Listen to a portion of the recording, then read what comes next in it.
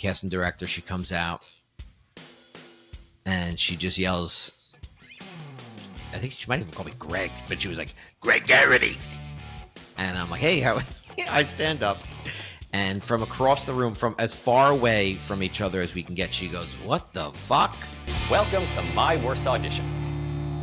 Welcome back again to My Worst Audition. And with me today is the very talented, and I mean that as sincerely as I can, extremely talented Craig Geraghty.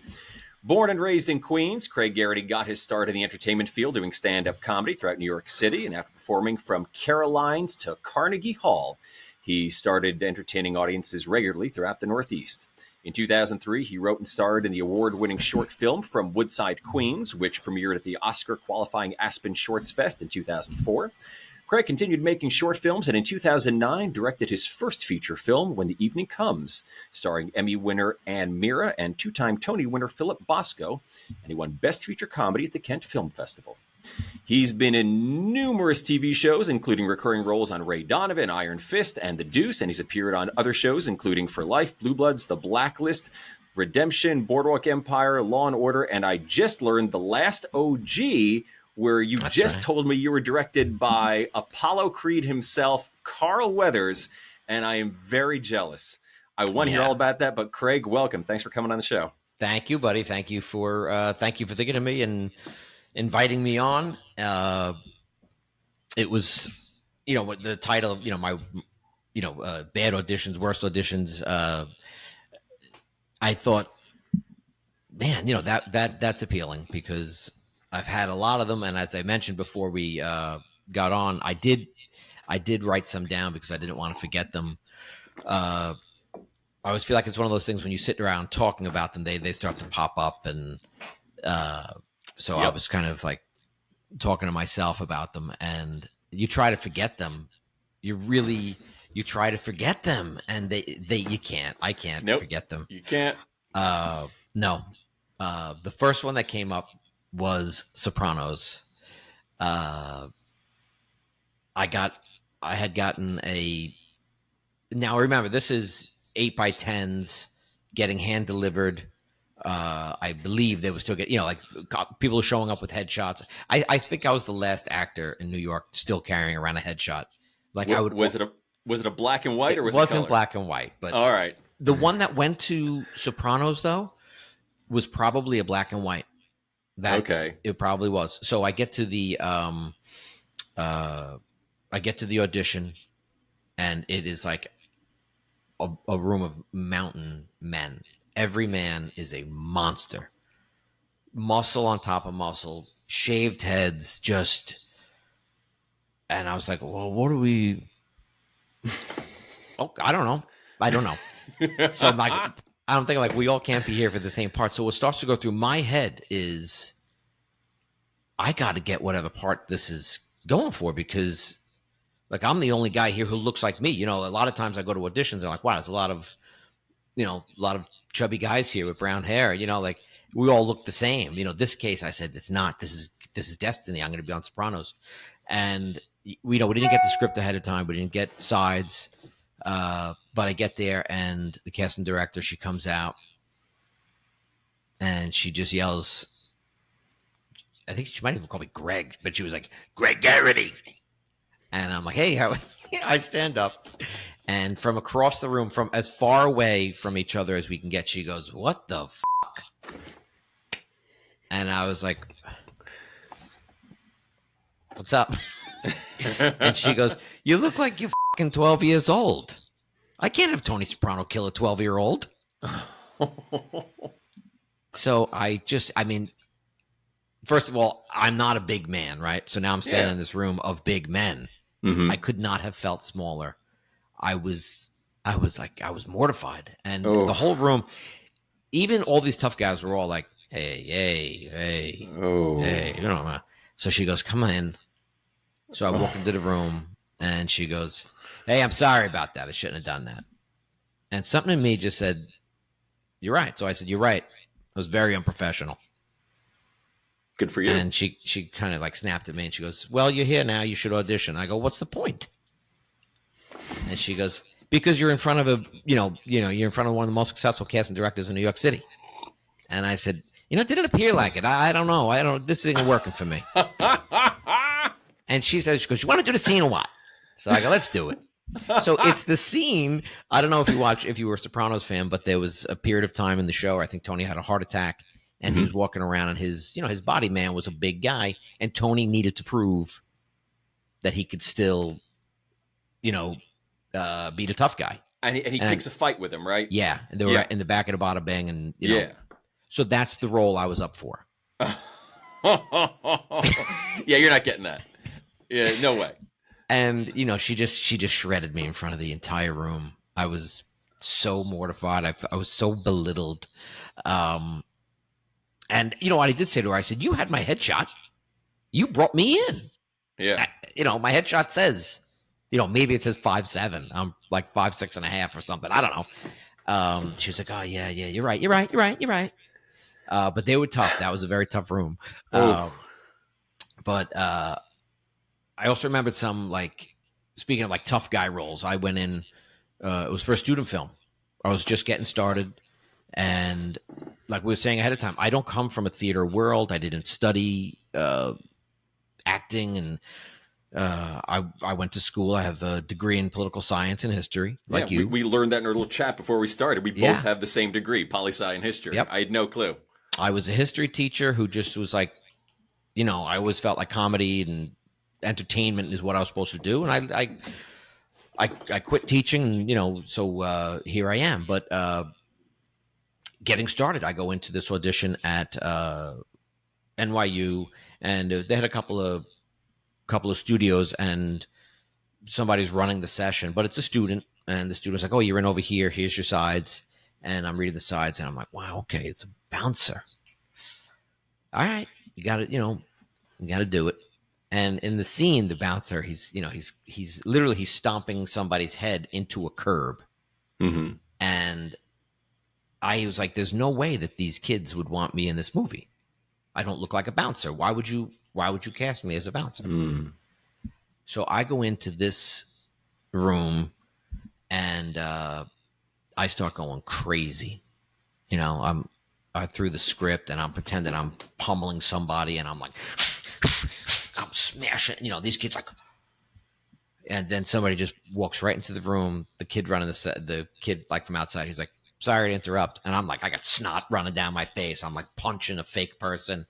And he's like, Craig, you're auditioning over here. You're auditioning for Fatty Arbuckle.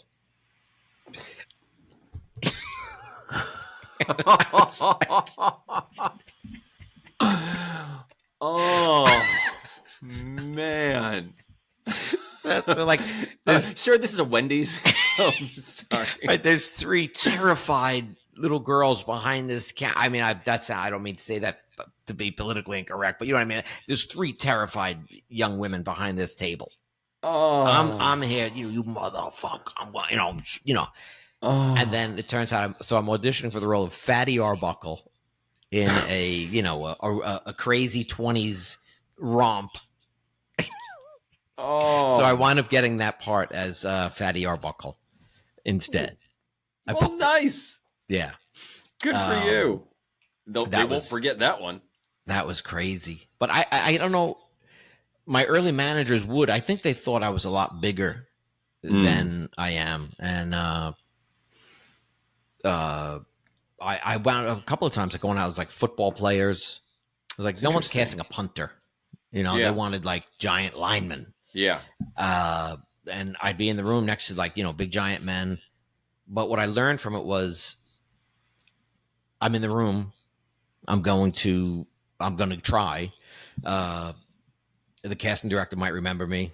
So I don't want to say I never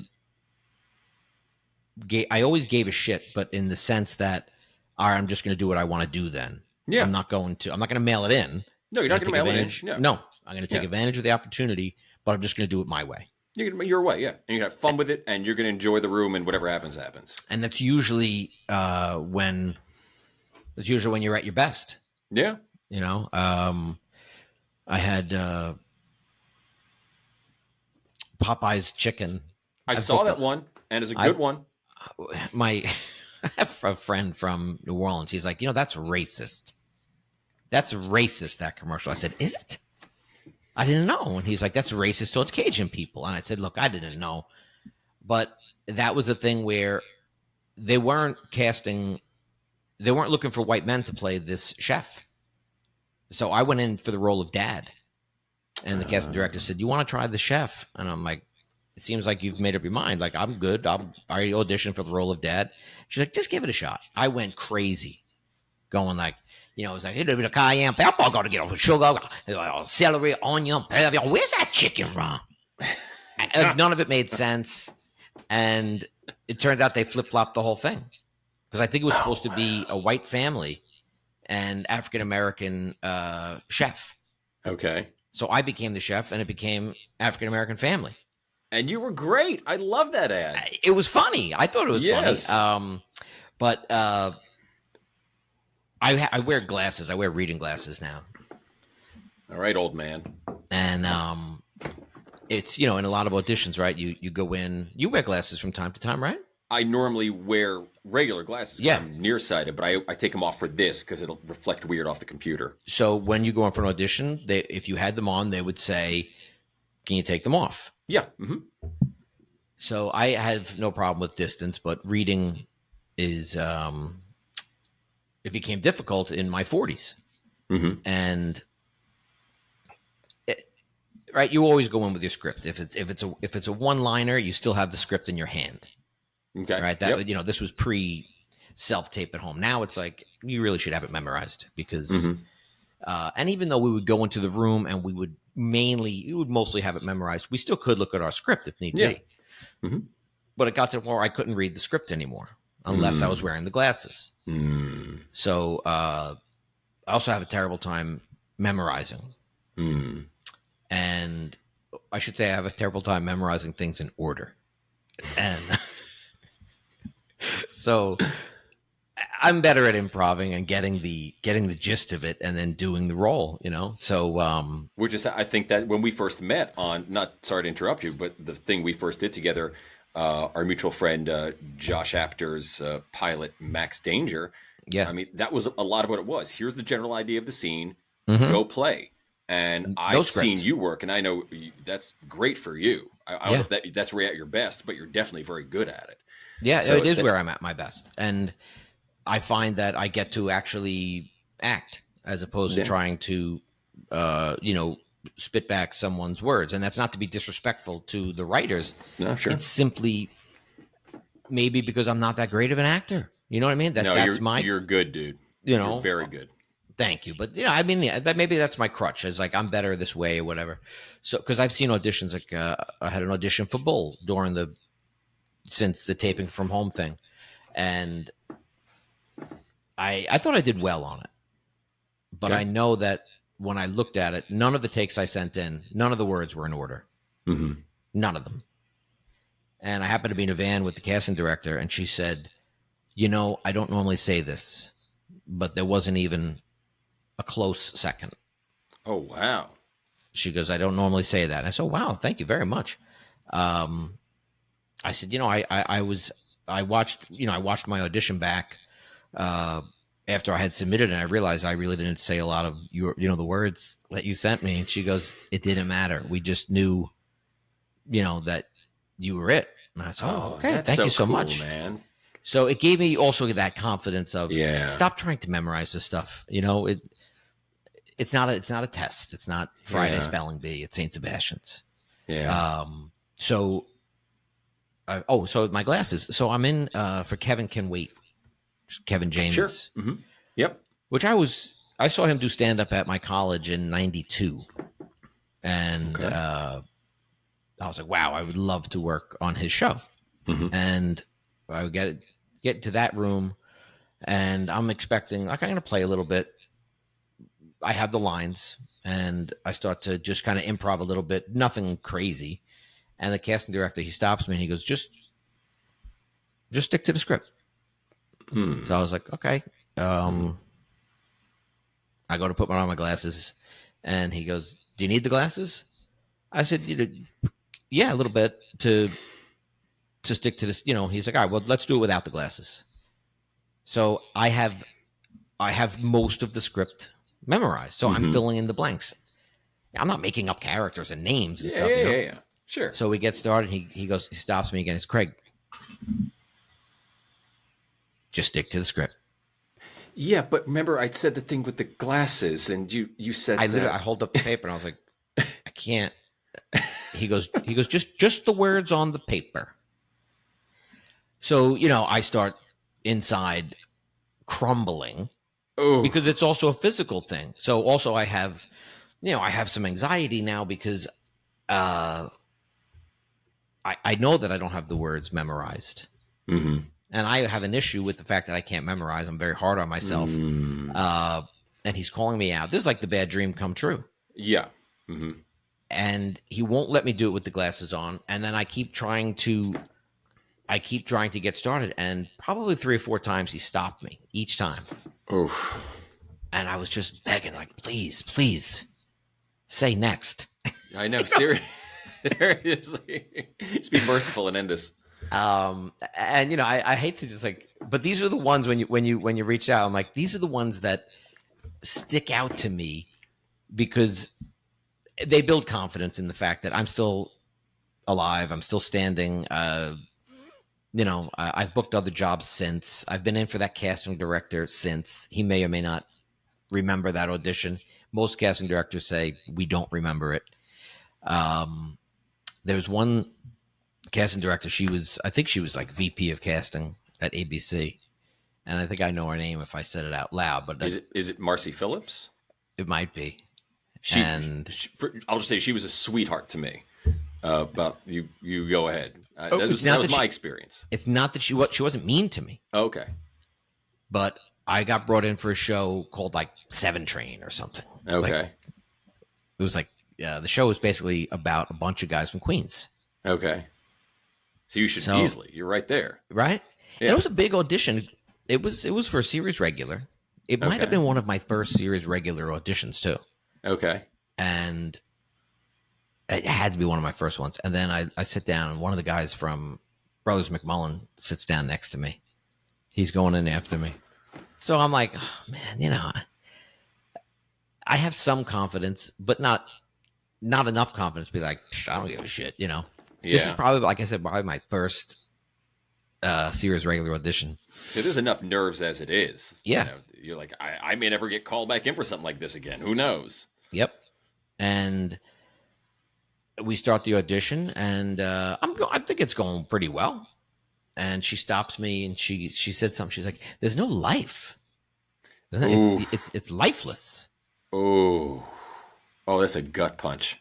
And I'm like, "All right." So we keep going. She said again. She goes. I need more. There has to be more here. Like you're not bringing enough. She goes, "Do you know what guys from Queens are like?" And I said, apparently they're pretty shitty actors. And I go, and they're lifeless. And she was like, huh? I said, I'm from Queens. I said, look, I mean, what do you want to do? You want to keep going? Let's keep going. And I thought I was having a decent audition. Yeah. But the fact that she kept saying is like, stop. There's nothing there.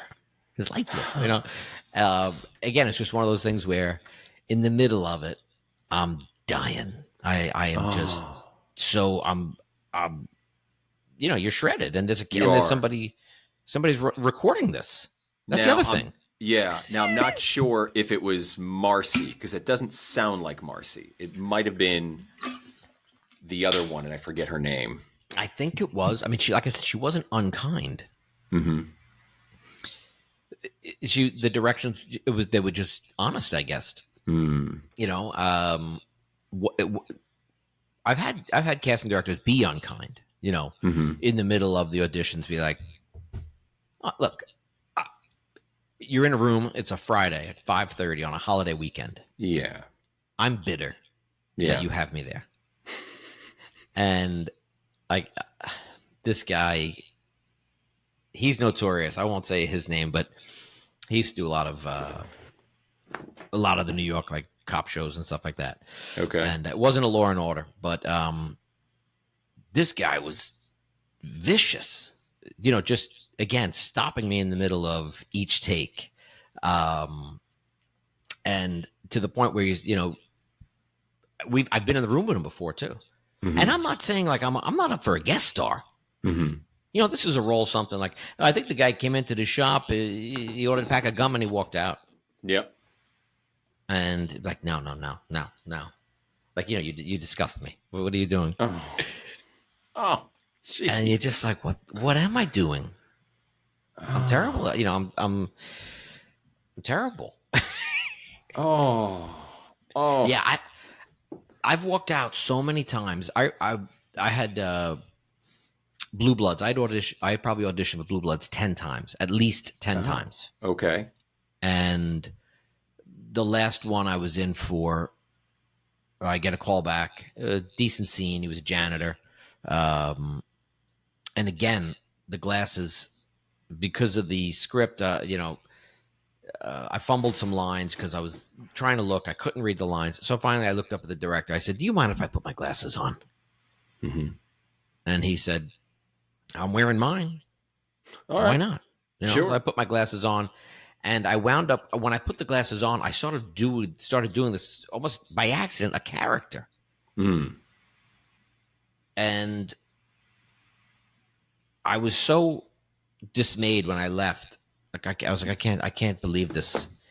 I walked right into a realtor office in Woodside, and I said, what's going on at that restaurant across the street? I said, they've been out of business for a couple of months now. I said, I want to know what's going on at that restaurant. I'm leaving this. I'm done with acting.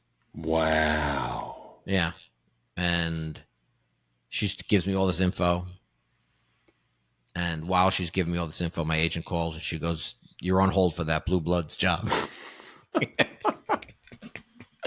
You never know, man. Yeah. And I booked it. And that was one of my worst days on set. That's a different story because it was not a good experience on set. But there you go. I mean, I was this close to leaving. I was like, I'm done. I can't fucking do it anymore. I'm done. Wow, that's incredible. Yeah, you were literally just like, I'm done. I'm done. Wow. I called my wife and she's like, don't you want to think about it? I said, no. I said, I'm done. I can't. I'm no more. I can't say the words. I can't say the words in the right order. I'm losing it. I was getting so anxious in the rooms. It became so. I didn't want to even get an email that said you have an audition. Oh wow! That's how hard it was getting for me. Commercial world is different because that's where I excel.